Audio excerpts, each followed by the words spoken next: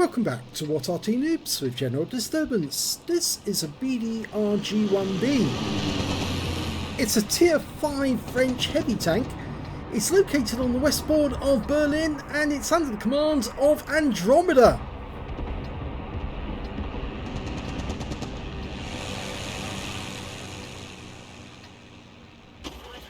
Game on. Well, this tank has several guns that you can actually get, but the top gun is the 90mm. Has he got that one? Yes, he has. Now, that gun is capable of taking on tier 7 tanks. Yep, a tier 5 tank that can take on tier 7s. And really, the only other tank in tier 5 that can do that reliably is, of course, the KV-1, which does have a selection of guns, including the 85mm and the 57mm, which have got decent penetration. But it appears Andromeda hasn't loaded into his game yet, because his gun barrel's dropped and his tank's not moving. Well, this vehicle is otherwise known as the Steel Potato for obvious reasons, and it was actually considered to be an infantry tank originally, the Char Bataille or battle tank. It was actually a proposal that was generated during the late 30s to actually make an infantry tank.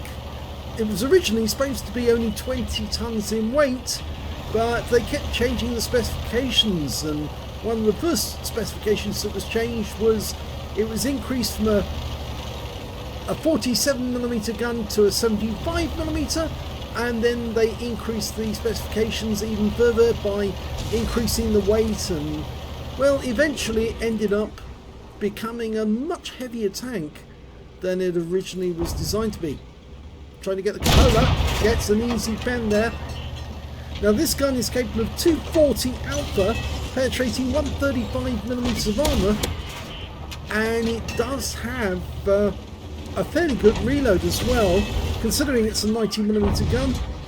Normal reload is 8.44 seconds. He's managed to get it down to 7.43. He's taken out the KV-1S.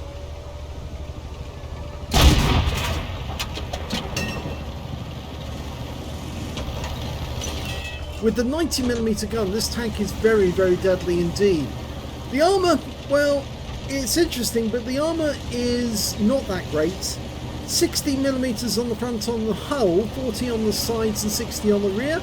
On the turret it's 80 at the front, 70 at the sides and 60 at the rear. So it's not a very well armoured tank. And he's driving backwards at the moment, but that VK tried to get out the way. I'm not sure if he realises he's driving backwards. Surely he must realise that.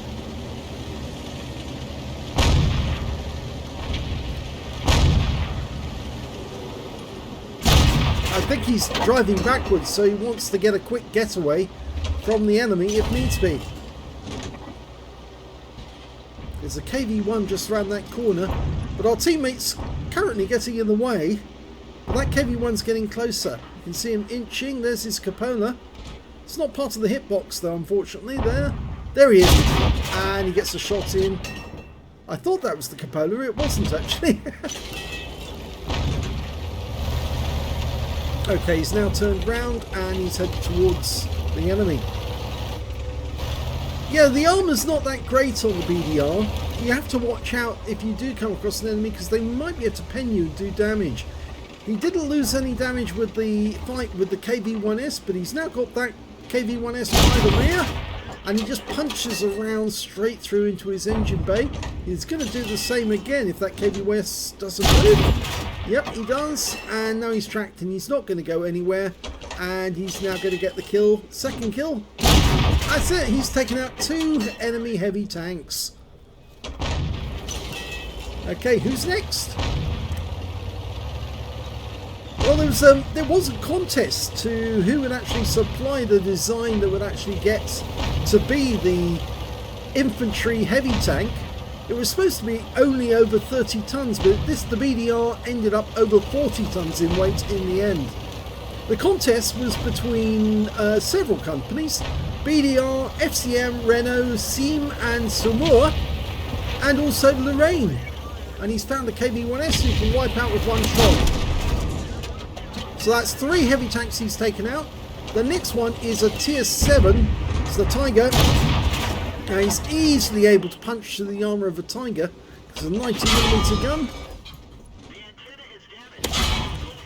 He gets another one in, but he did take a round in the tracks from the Tiger. Tiger's having a bit of difficulty though. He's got 2 tanks to engage.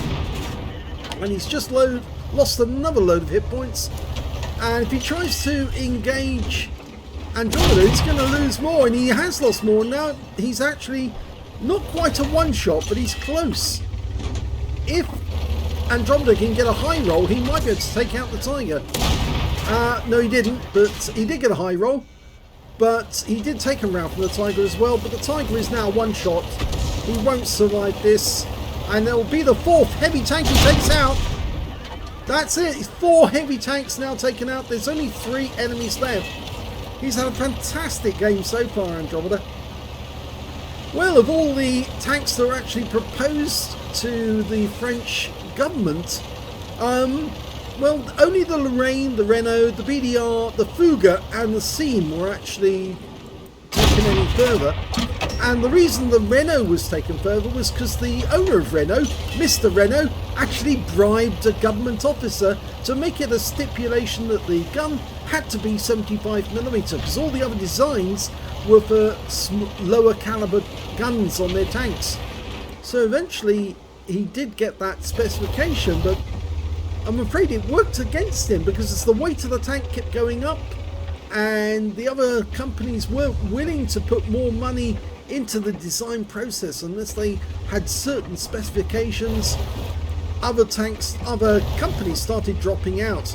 And eventually they only built several prototypes, but they weren't finished before the war, and as a result this tank never got put into production. Okay, and the SU-100 is gone, and that's the end of the game. So a very good battle, 4 kills, and all of them were heavy tanks for Andromeda. Let's have a look at the end of battle stats. Here's the end of battle stats, and it was an ace tanker for Andromeda in the BDR G1 B. And a first ace tanker at that, because you only get the scrolls the first time. He also managed to get a fire for effect for doing more damage than hit points for his own vehicle. A fighter badge for getting at least 4 kills. He did get 4, all of them heavy tanks. He also picked up a bruiser for getting at least 5 critical hits. In this one he managed to get 5 exactly. And a high caliber as well for dealing the most damage in the battle. And I think you'll notice that one of the tanks he took out was a tier 7 Tiger, and he took it out with a tier 5 heavy. Yes, that's how powerful this thing can be with the 90mm gun.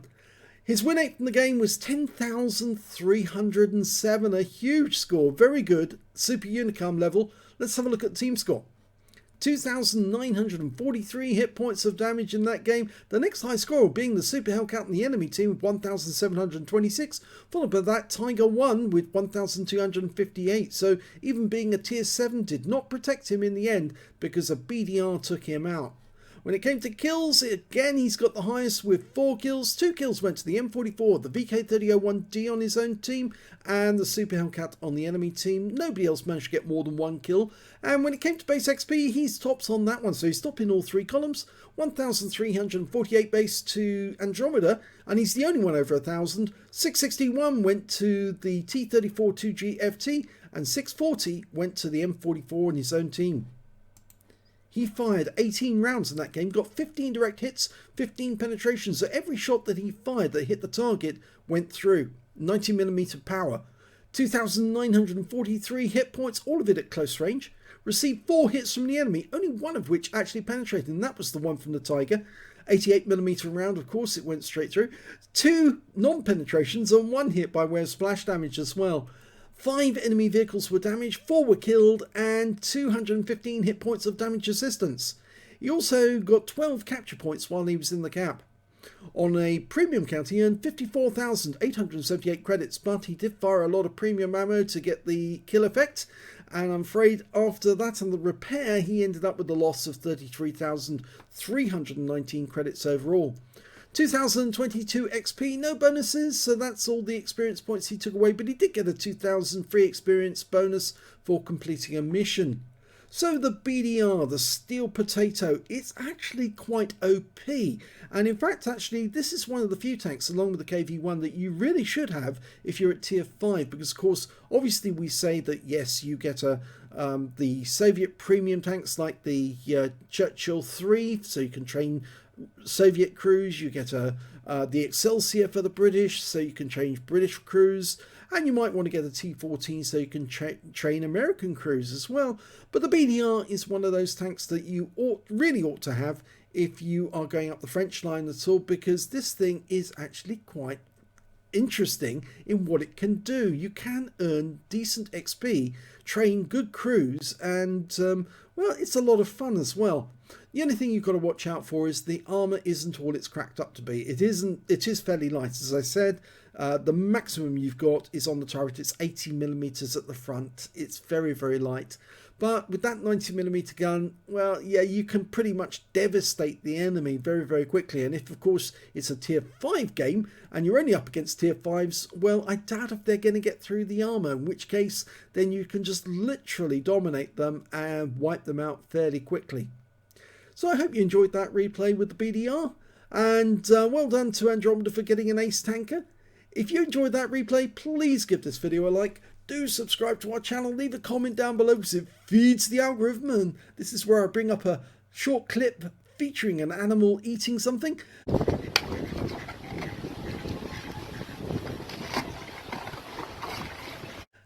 And thanks for watching.